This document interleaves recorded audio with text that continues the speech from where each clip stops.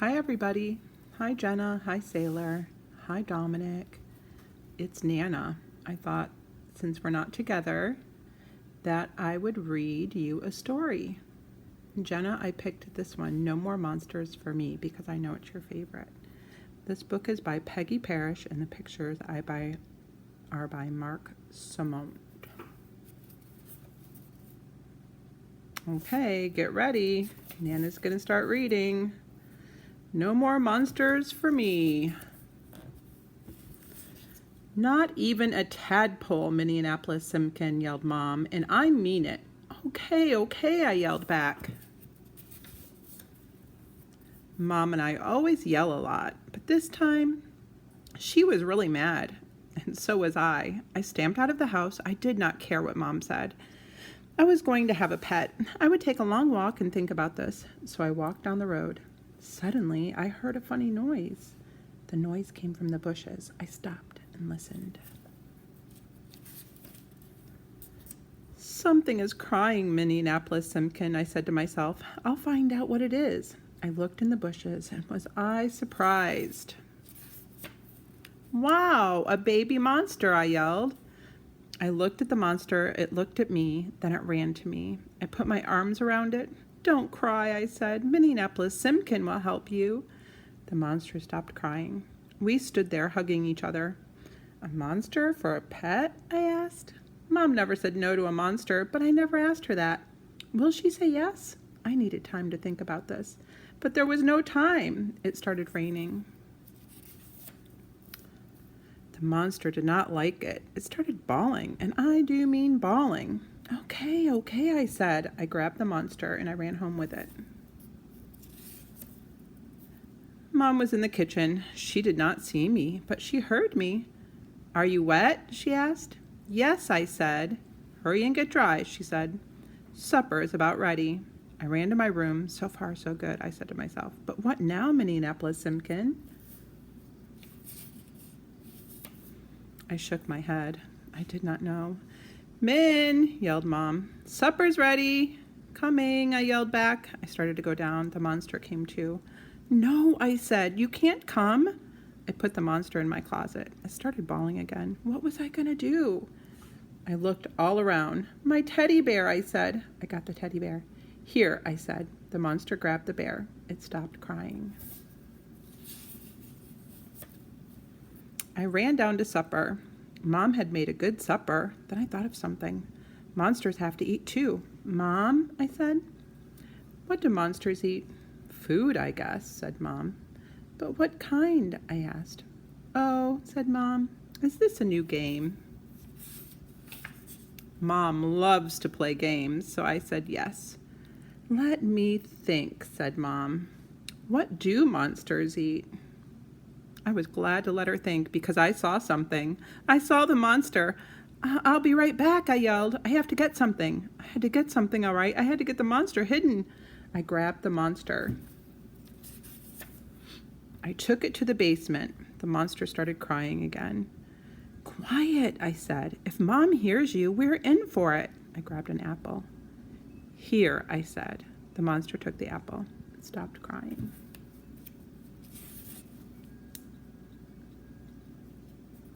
I grabbed another apple and I ran back to the table. Here, Mom, I said. I gave the apple to her. What is this for? She asked. I didn't know what to say, but I had to say something. Because I love you, I said. Mom laughed. Minneapolis Simpkin, she said. I love you too. Then Mom said, Pickles. Pickles, I said. Of course, said Mom. Monsters love pickles. I didn't know that, I said. Then I asked, do you know where monsters live? Yes, said Mom. They live in caves, deep, dark caves. Gee, Mom, I said, you know a lot about monsters. I love monster stories, said Mom. I read lots of them. Did Mom like real monsters too? I started to ask her, but I didn't. The basement door was opening. I'll be right back, Mom, I yelled. Minneapolis Simpkin, yelled Mom. Can't you sit still? Hiccup, hiccup. Oh no, the monster had hiccups. Now you have the hiccups, yelled Mom. I will get some water, I yelled back. Hiccup, hiccup. I opened the basement door. My eyes almost popped out. You grew, I yelled. What did you say? Asked Mom. Nothing, I said. I pushed the monster back into the basement. It was awful. The monster was huge. It was all lumpy. Hiccup, hiccup. I got some water. Drink this, I said. The monster drank the water. The hiccup stopped. Min, yelled Mom. Please bring me another apple. Okay, I yelled back, but there were no more apples. Now I knew why the monster was lumpy. I grabbed a potato. The monster grabbed it from me. I grabbed another one and ran. I locked the basement door. Here, Mom, I said. Min, this is a potato, said Mom. I asked for an apple. Oh, sorry, Mom, I said. Min, said Mom, why are you so jumpy? Is something wrong? Something wrong? Was it ever? But maybe Mom could help, so I said, I'm fine. Tell me some more about monsters. Where are those caves? Up in the hills, said Mom, but don't bother to look for one. Why not? I asked. They are all hidden, she said. Only monsters can find them. Are you sure? I asked. That is what my mother told me, said Mom. I looked and I never could find one. I sure hoped Mom was right. I had to get that monster home. It was not a good pet. Then it happened. Crash! Mom jumped up. What was that? She asked. Then she looked at me. Min, she said. You were in the basement. I nodded my head. Did you bring home an animal? I nodded my head again. Minneapolis Simpkin, yelled Mom. I said, no pets. It is not a pet, I yelled back. Then what is it? Yelled Mom. I did not mean to. I did not want to, but I started bawling. It is a monster, I bawled. I waited for Mom to yell, but she didn't. Oh, Min, she said, you really need a pet, don't you? Yes, I bawled. But I want a kitten or a puppy. I don't want a monster. No, said Mom, a monster is not a good pet.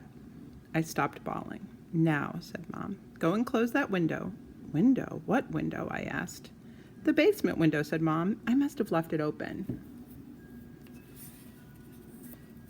I just looked at her. I still did not understand. Minneapolis Simpkin, said Mom. The wind is blowing.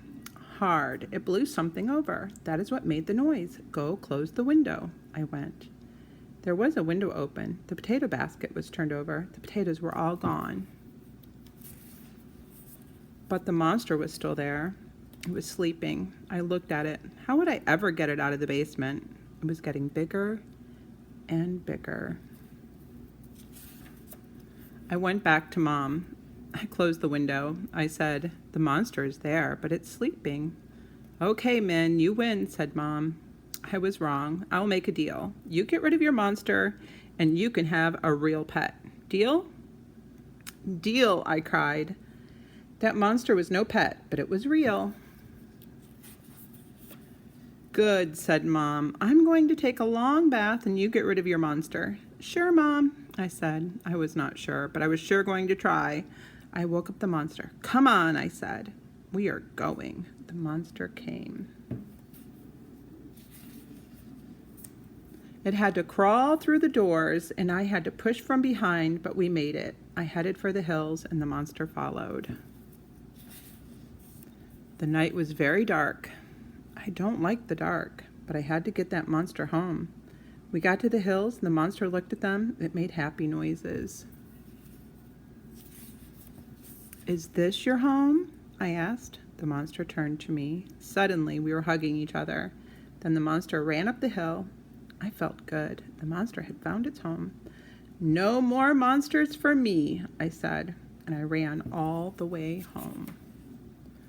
Mom was yelling for me. I went into the house.